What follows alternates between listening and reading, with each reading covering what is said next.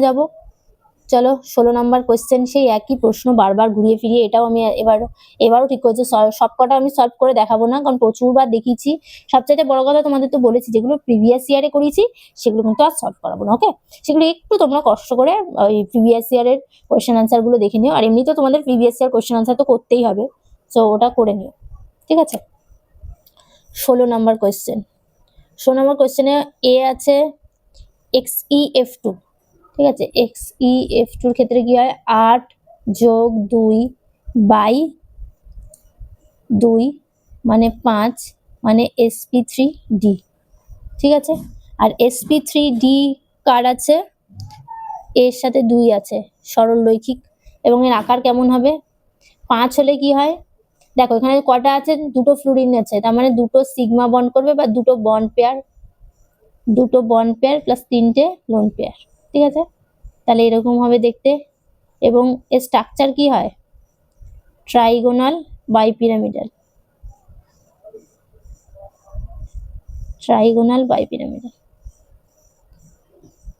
আর হচ্ছে যদি লোন পেয়ারটা বাদ দিয়ে দিই, দেখো লিনিয়ার, লোন পেয়ারটা এই যে বাদ দিয়ে দিচ্ছি, ঠিক আছে? তাহলে কি হবে, লিনিয়ার হবে, ওকে? তাই জন্য সরলরৈখিক বলছে। এটা হচ্ছে আকৃতি গেল। যদি লোন পেয়ার নিয়ে বলো, লোন পেয়ার নিয়ে লিখেই দিই, TBP, ট্রাইগোনাল বাইপিরামিড, বাংলাতেই লিখে দিচ্ছি, ত্রিকোণীয় দ্বিপিরামিডীয়, ঠিক আছে? আর লোন পেয়ার ছাড়া হচ্ছে সরল রৈখিক, ঠিক আছে? নেক্সট, বিয়েরটা তো করবোই না, XCF6 প্রচুর বার করেছি, 26 সালের কোয়েশ্চেনে দেখে নেবে তোমরা, 2026 সাপ্লিমেন্টারিতে সলভ করে দিচ্ছি। কত নাম্বার কোয়েশ্চেন এখন মনে নেই আমার, আর আমি এখন ওই প্রশ্ন বিচিত্রাটা আমার পাশেও নেই, দেখছি দাঁড়াও, প্রশ্ন বিচিত্রা, হ্যাঁ প্রশ্ন বিচিত্রাটা এই তো এই পাশে আছে, দাঁড়াও, প্রশ্ন বিচিত্রা, হ্যাঁ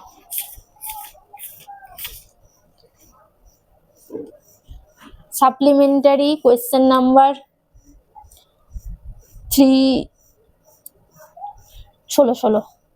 এছাড়াও তোমরা এখানেও দেখতে পাবে, 2026-এও দেখতে পাবে, 2026-এও কোয়েশ্চেন নাম্বার 15-তে দেখতে পাবে, দুবারই দেখতে পাবে এটা সলিউশন, বুঝতে পারলে?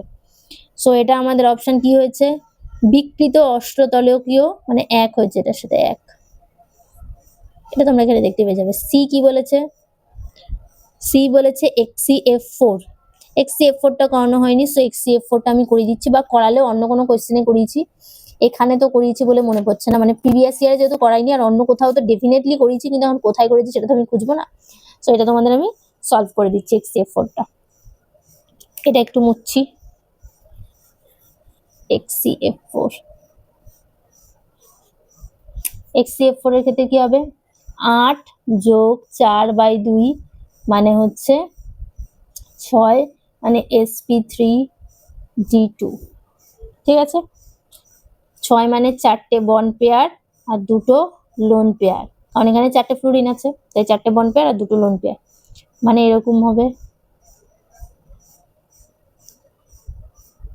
এর স্ট্রাকচার কি হয়, লোন পেয়ার নিয়ে হয় হচ্ছে, লোন পেয়ার নিয়ে অষ্টতলকীয়,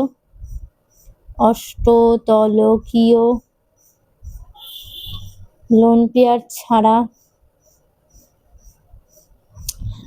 ছাড়া হচ্ছে বর্গ সমতলীয়, ঠিক আছে?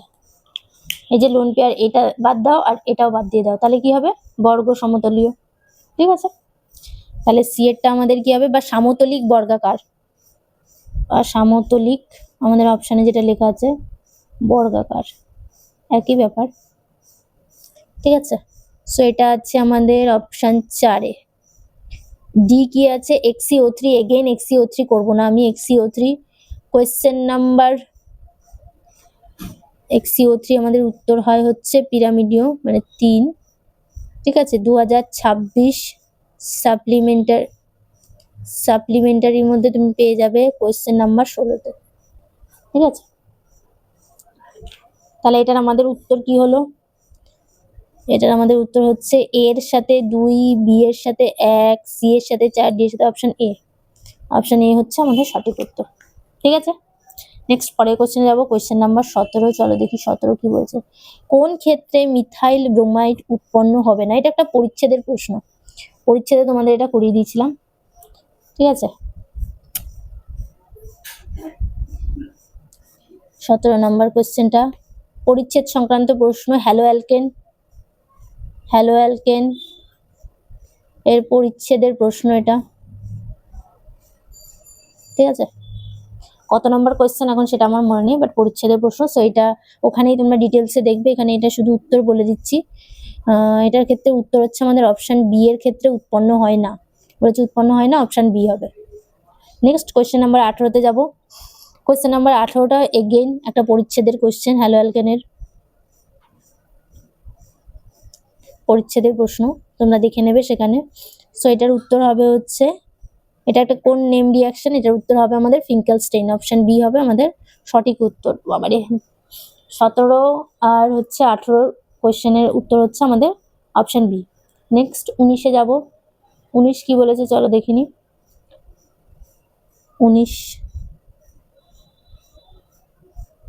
19-এ আছে CH2CH3 আর এখানে আছে CN। এটার মধ্যে যদি আমি Br2H নিউ দিই তাহলে কি উৎপন্ন হবে? ঠিক আছে, Br2H নিউ দিলে দেখে নাও ভালো করে কি উৎপন্ন হবে। সেটা হচ্ছে এখানে এটা হচ্ছে অ্যালাইলিক ব্রোমিনেশন। ঠিক আছে, অ্যালাইলিক ব্রোমিনেশনটা কি? যে ডবল বন্ডযুক্ত যে কার্বনটা থাকে, এখানে তো ডবল বন্ডযুক্ত কার্বন আছে, এখানেও আছে, এখানেও আছে। তো ডবল বন্ডযুক্ত কার্বনের পাশের কার্বন মানে এটা, ঠিক আছে, এটা, ঠিক আছে, এটা তো অ্যালাইলিক কার্বন, সেই অ্যালাইলিক কার্বনের একটা হাইড্রোজেন ব্রোমিন দিয়ে রিপ্লেস হবে, মানে এটা উৎপন্ন হবে। বাকি যেমন আছে তেমন থেকে যাবে, কারণ আর তো কার্বনই নেই, ডবল বন্ডযুক্ত কার্বনের পাশের আর কোনো কার্বনই নেই, এটাই শুধুমাত্র আছে, তাই এটা আমাদের উত্তর হবে, মানে অপশন সি হবে আমাদের সঠিক উত্তর। ঠিক আছে, নেক্সট পরের কোশ্চেনে যাব। Question number 20। কোশ্চেন নাম্বার 20, চলো দেখি 20 কি বলেছে। 20 বলেছে PHCH2Br এর সঙ্গে যদি আমি NaOH এর বিক্রিয়া করি তাহলে জলীয় দ্রবণের বিক্রিয়াটি হলো, এটা কেমন টাইপের বিক্রিয়া হবে সেটা বলেছে। SN1 হবে নাকি SN2 হবে? দেখো এটাকে একটু ডিটেলসে আঁকছি স্ট্রাকচারটা। CH2Br, ওকে, এটা হলো। এবার এটার মধ্যে OH মাইনাস দেব। আগে আমি তোমাদের দেখাচ্ছি ব্রোমিনটা যদি আমি লিভ করি তাহলে আমি কি কার্বোক্যাটায়ন পাচ্ছি। ব্রোমিন যদি লিভ করি তাহলে আমরা পাচ্ছি এটা CH2+, তাই তো, একটা 1 ডিগ্রি কার্বোক্যাটায়ন পাচ্ছি, কার্বোক্যাটায়ন, এবং সেটা খুব সুন্দর রেজোনেন্স স্টেবিলাইজড। সবকটা স্ট্রাকচার আঁকছি না, রেজোনেন্স স্টেবিলাইজড, পজিটিভ চার্জ, আবার এখানটায় যাবে, এরকম ভাবে ঘুরতে থাকবে, আরো হবে, ঠিক আছে, ডট ডট ডট ডট। তো এটা রেজোনেন্স স্টেবিলাইজড কার্বোক্যাটায়ন পাচ্ছি, খুবই স্টেবল,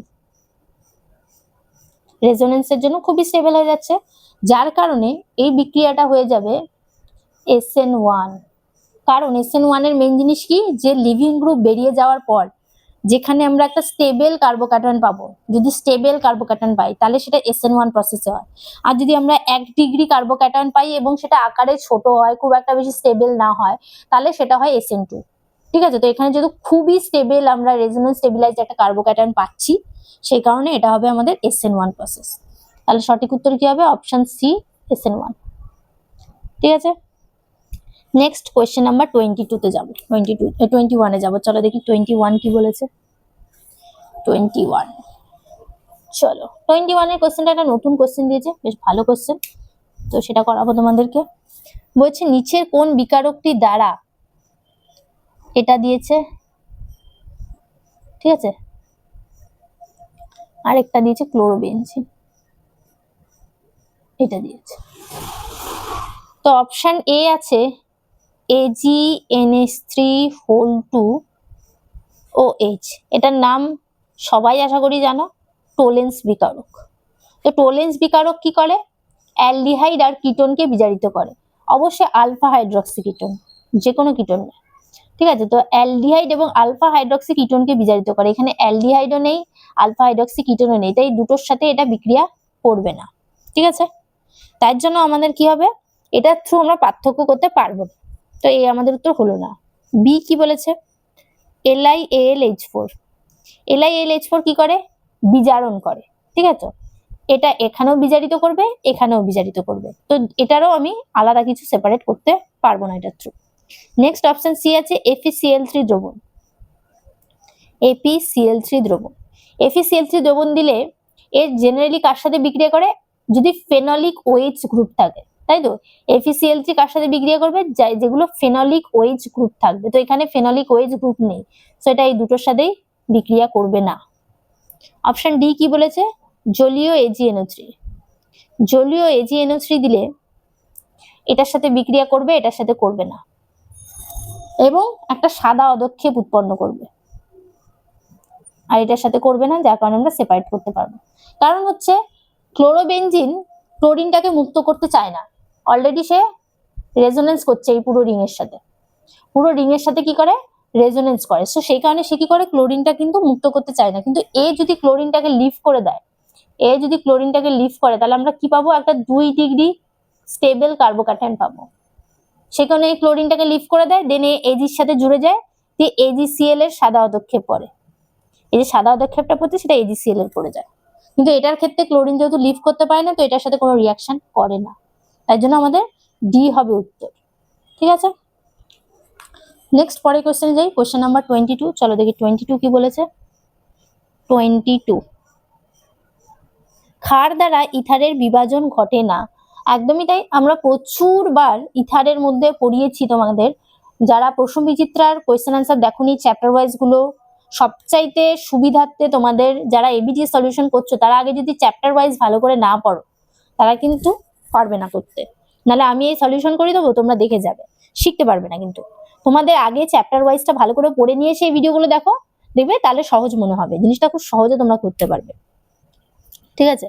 তো 22 কোশ্চেনটা বলেছে যে ক্ষার দ্বারা ইথারের বিভাজন ঘটে না। বিবৃতি 1টা একদম ট্রু, কারণ আমি প্রচুরবার দেখেছি HI, HCl, HBr এগুলো দ্বারা, হ্যালোজেন অ্যাসিড দ্বারা ক্ষারের বিভাজন ঘটে, এগুলো দ্বারা ক্ষারের বিভাজন ঘটে, ক্ষারের বিভাজন ঘটে, ঠিক আছে। তো কি বলে, ক্ষার দ্বারা ইথারের বিভাজন ঘটে না, ঠিক আছে, তো এটা ট্রু। 2 নাম্বার বলেছে যে সাইক্লিক ইথারের বিভাজন ক্ষারের উপস্থিতিতে ঘটে না, এটা ফলস। সাইক্লিক ইথারের ক্ষারের উপস্থিতিতে ঘটে, মানে লাইক এটা, ঠিক আছে। এটার যখন আমি বিভাজন করতে চাইবো, ঠিক আছে, এই OH মাইনাসটা গিয়ে এখানে অ্যাটাক করতেই পারে, এটা এখান থেকে রিমুভ হতেই পারে, ঠিক আছে। সো এটা কিন্তু ক্ষারের উপস্থিতিতে বিভাজিত করে, তো করে না বলেছে না, সেটা নয়, বিভাজিত করতে পারে। তো সাইক্লিক ইথার হলে এটা পসিবল হয়, ঠিক আছে, কারণ অক্সিজেন সবসময় এই বন্ডটাকে ব্রেক করতে চায়, তো এখান থেকে ক্ষারের প্রেজেন্সে এটা সম্ভব হয়, ঠিক আছে। সো তাহলে আমাদের সঠিক উত্তর কি হবে? অপশন সি হবে আমাদের সঠিক উত্তর, ঠিক আছে। নেক্সট 23 নাম্বার কোশ্চেনে যাব। বলেছে ফেনল CCl4NaOH সহযোগে বিক্রিয়া করলে কোন যৌগটি উৎপন্ন করে? এটা খুব ভালো করে খেয়াল করবে, বেশিরভাগ স্টুডেন্টই এই কোশ্চেনের অ্যান্সারটা ভুল করে আসে, ঠিক আছে। ফেনল আছে, এর মধ্যে বলেছে CCl4NaOH, HCl এর কথা কিন্তু বলেনি, মাইন্ডেড, ঠিক আছে। তার জন্য এটা কি উৎপন্ন করবে?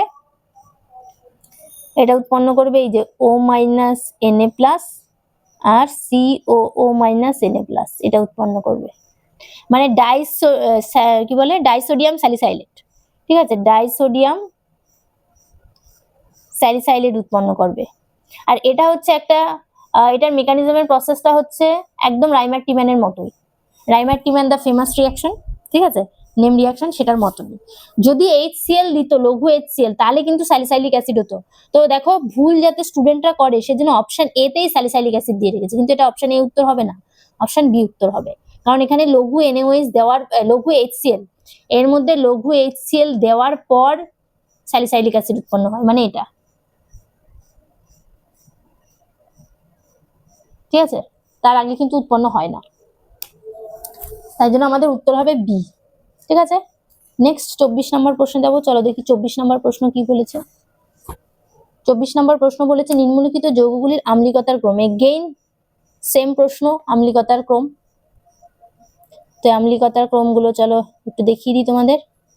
OH NO2, প্রচুর বার এগুলো করিয়েছি, আবারও করাচ্ছি। OH NO2, আর একটা আছে কিসে আছে, মেটাতে আছে NO2। আর এগুলো আমার ভীষণই ফেভারিট টপিক, কারণ খুব সহজে এগুলো হয়ে যায়। OH NO2, আর একটা আছে এখানটা NO2। ঠিক আছে, কি বলেছিলাম সেম কথা আবার, -I এফেক্ট যুক্ত গ্রুপ যদি থেকে যায়, যত বেশি থাকবে অ্যাসিডিটি তত বাড়বে, কারণ H+ ইজিলি ছাড়তে পারবে, তাই অ্যাসিডিটি বৃদ্ধি পাবে। তাহলে দেখো এটার মধ্যে দুটো -I এফেক্ট যুক্ত গ্রুপ আছে, তা আবার অর্থ প্যারা পজিশনে। OH গ্রুপটা কি, অর্থ প্যারা ডিরেক্টিং। ঠিক আছে, OH গ্রুপটা হচ্ছে অর্থ প্যারা ডিরেক্টিং, এটা অর্থ প্যারা পজিশনে যেহেতু আছে তাই 4 হবে সবচাইতে বেশি। কারণ দেখো সব কটার মধ্যে একটা করে NO2 গ্রুপ আছে, এটার মধ্যে দুটো NO2 গ্রুপ আছে, তাই দুজন মিলে টানছে, দুজন মিলে নিজের দিকে টানছে, যার কারণে H+টা সহজেই বেরিয়ে যেতে পারছে। এই H+টা সহজেই বেরিয়ে যেতে পারছে, সেজন্য 4 হবে সবচাইতে বেশি।